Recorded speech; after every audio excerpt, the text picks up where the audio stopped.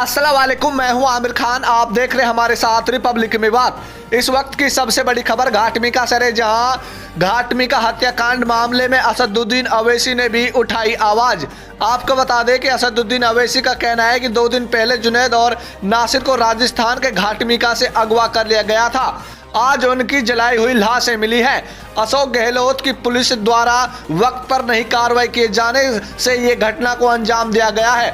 अभी तक मुजरिमों को गिरफ्तार नहीं किया गया है। मुजरिम जाने माने गोरक्षक हैं। जुनैद और नासिर के परिवार वालों को इंसाफ मिलना चाहिए। आपको बता दें कि जो अभी घाटमिका गांव में जो हत्याकांड का मामला हुआ है, जो गोरक्षक दल के कुछ असामाजिक तत्वों द्वारा नासिर और जुनैद को मार दिया गया है, उसी को लेकर असदुद्दीन अवैसी ने भी आवाज उठाई है और कहा है कि 2 दिन पहले जुनैद और नासिर को राजस्थान के घाटमिका से अगवा कर लिया गया था और पुलिस सो रही थी।